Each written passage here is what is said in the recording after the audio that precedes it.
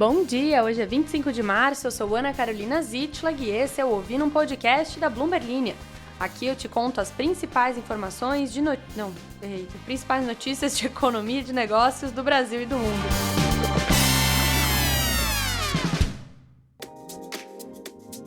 Bom dia, queridas e queridos ouvintes. Começando a segunda-feira confusa já, errei o slogan, mas espero que vocês tenham narrado aí dentro da própria cabeça, porque são já ouvintes assíduos aqui do podcast. Se você não é e está chegando hoje, seja muito bem-vinda, seja muito bem-vindo. Aqui a gente traz notícias com diversão e uma das nossas principais diversões é falar sobre empresas que entraram em recuperação judicial. Temos mais uma, a rede de supermercados Dia. Vou te contar quais serão os próximos passos após essa empresa receber aval para entrar justamente em RJ. RJ sendo recuperação judicial e não o Estado do Rio de Janeiro. Também vamos falar sobre como o apoio da Oprah, ela mesma, aquela apresentadora americana que também conhecida como grande rainha do cuidado com a saúde mental, maravilhosa, adoro ela, aqui sendo completamente isenta, ela está impulsionando medicamentos contra a obesidade nos Estados Unidos. O apoio dela a esses medicamentos levou a um impulso na venda. Também vamos falar sobre como a Stellantis, a dona da Fiat, corta empregos nos Estados Unidos com um desafio na transição para os elétricos. E, como eu estou falando, a gente vai falar também sobre um outro assunto favorito aqui, que são os milionários. Da Flórida à Califórnia, a região do sul dos Estados Unidos tem o maior crescimento dessas pessoas ricas aí morando por lá. Se você ainda não é inscrito aqui no podcast, grande absurdo, poderia fazer isso agora por gentileza. E você também pode conferir o novo episódio do videocast Como Falar Faria Limês, estreou hoje. Vamos falar aí com mulheres que trabalham na Faria Lima. Tem mulher na Faria Lima? Tem mulher no mercado financeiro? Sim, tem. Conversei com 3 pessoas que trabalham por lá. Se você não faz a menor ideia do que seria um emprego no mercado financeiro, você pode escutar esse podcast e ver se você teria aí alguma aptidão para isso, quem sabe. Quem sabe você muda de carreira. Muitas dessas pessoas saíram das suas carreiras nada a ver com números ou com mercado para depois descobrir que era a grande paixão da vida deles. Vai lá escutar Como Falar Faria Lima, está disponível no YouTube e também no Spotify. E vamos às notícias de hoje. O varejo de conveniência e de proximidade deverá sofrer impactos relevantes com a reestruturação da rede espanhola Dia no Brasil. Você sabia que era uma rede espanhola? Eu não. Que planeja fechar 42% do parque de lojas e entrou em recuperação judicial com uma dívida de R$1 bilhão, segundo analistas ouvidos pela Bloomberg Linha. Na sexta-feira, o juiz Adler Batista Oliveira Nobre, da primeira Vara de Falências e Recuperações Judiciais no Foro Central de São Paulo, aprovou o pedido de RJ e nomeou a Expertise Mais como administrador judicial. Em 10 dias, essa empresa vai ter que apresentar um relatório sobre a situação da companhia. A rede de supermercados, de origem espanhola, contratou a assessoria financeira Álvares e Marçal, especializada em reestruturação de empresas, e disse que busca potenciais investidores interessados em comprar essa operação no Brasil, ainda que reconheça as dificuldades de um M&A, como o acúmulo de prejuízos e o modelo de franquias adotado em 50% das lojas. Grupos do segmento conhecido como Cash and Carry, o famoso atacarejo, como o Açaí e o Atacadão, que é do Carrefour Brasil, além de novos players como a OXXO, da mexicana Fenza, em sociedade com a Raizen, podem ser favorecidos pelo fechamento previsto de 343 das 587 lojas de 3 centros de distribuição do Dia no Brasil, segundo consultores entrevistados. Fatores como a inflação de alimentos nos últimos anos, a maior oferta de canais para compra de produtos de primeira necessidade por preços menores, como aplicativos especializados e mercadinhos de condomínio, e desafios de gestão do setor de supermercados foram apontados por especialistas como pano de fundo da crise de liquidez da Rede Dia Brasil. Das 244 unidades que devem sobrar após a reestruturação recém-anunciada, 121 serão próprias e 123 franquias nas principais regiões do estado de São Paulo. A operação brasileira, iniciada em 2001, vai manter apenas as unidades paulistas e o centro de distribuição em Osasco, na Grande São Paulo. Haverá demissões nas lojas deficitárias a serem descontinuadas, mas o número exato não foi divulgado. A Novo Nordisk e a Eli Lilly têm um novo aliado poderoso enquanto conquistam o mercado de injeções para obesidade, que é calculado em 80 bilhões de dólares. E este novo aliado, uma aliada na verdade, é ela, Oprah Winfrey, cujos podcasts eu já zerei em todas as plataformas. O programa apresentou a ex-porta-voz da Weight Watchers, ou os Vigilantes do Peso, que é lá dos Estados Unidos, promovendo uma resposta diferente para a perda de peso do que ela tinha nos anos anteriores. Medicamentos como Wegovy e Zepbound, cuja popularidade deixou tanto a Novo quanto a Lilly correndo para acompanhar a demanda. Apesar de elogiar a vida com as injeções durante o especial de TV, que foi ao ar na noite de segunda-feira na emissora ABC, a Oprah não revelou o nome exato de nenhum medicamento que tenha tomado, uma revelação que provavelmente seria uma grande vantagem comercial aí para o fabricante do medicamento que ela tenha usado. Ela deixou claro o seu desagrado com a Weight Watchers, agora conhecida como WW International. Em uma troca um tanto tensa, Winfrey se aproximou da CEO da WW, Sima Sistani, que estava sentada na plateia, e refletiu sobre décadas de dieta ioiô em público. De pé ao lado de Sistani, que permaneceu sentada, a Oprah perguntou, abre aspas, por que precisamos da Weight Watchers, ou dos vigilantes do peso, se temos o Zepbound e o Wegovy, fecha aspas. A Sistani abordou o que se tornou uma questão existencial para toda a indústria de perda de peso, abre aspas. A Weight Watchers não se trata apenas de perda de peso. É sobre comunidade, é sobre educação, é sobre cuidado. Essa é a nossa nova filosofia. Fecha aspas. A Oprah não é a primeira celebridade a promover os medicamentos, mas as suas palavras têm um grande impacto com os adeptos de dietas que há muito tempo acompanham a batalha pública da ex-apresentadora de talk show com o peso. Em dezembro, ela revelou que começou a tomar os medicamentos conhecidos como GLP-1. Em fevereiro, renunciou ao conselho da WW, citando um conflito de interesses com seu especial de TV. As ações da Weight Watcher despencaram desde aquele momento. A Weight Watchers tem lutado para se manter relevante, mesmo quando adquiriu uma startup de medicina para vender medicamentos para a obesidade e abandonou seu total apoio a mudanças no estilo de vida como meio de perder peso. À medida que as injeções ofuscam as dietas e exercícios antiquados, nem todos estão convencidos de que os serviços da empresa são necessários. Durante o especial de TV, Winfrey alternou menções aos medicamentos Wegovy da Novo e Zepbound da Lilly. Executivos das empresas rivais apareceram juntos pela primeira vez em 100 anos. Ela brincou, com ambos falando sobre a importância de expandir o acesso aos medicamentos ainda não amplamente cobertos pelos seguradores dos Estados Unidos.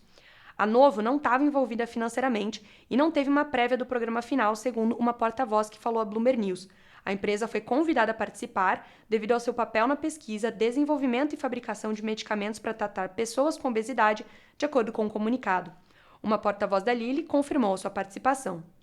A Oprah, que repetidamente descreveu a obesidade como uma doença na segunda, conversou com médicos que apoiam o uso dos medicamentos, alguns dos quais consultaram para Novo, de acordo com um banco de pagamentos abertos.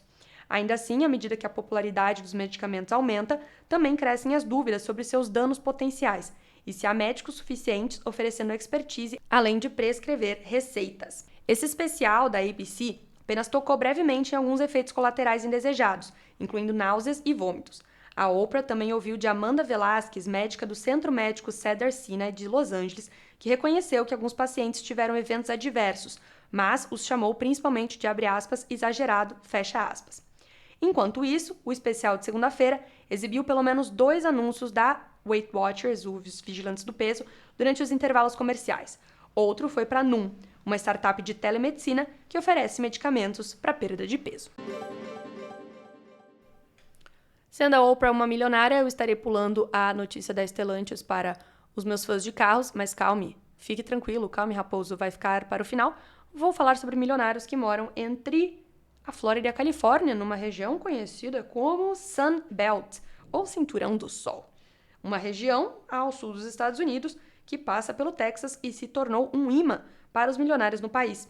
O estado do Texas, Arizona e Flórida são o lar das cidades que têm visto o crescimento mais rápido de milionários nos Estados Unidos, de acordo com um relatório da empresa global de consultoria em riqueza Helen & Partners, em parceria com o New World Health.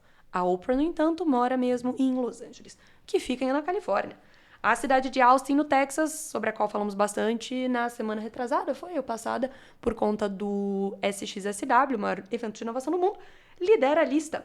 O número de milionários, ou aqueles que possuem mais de $1 milhão em ativos líquidos, aumentou 110% de 2013 a 2023.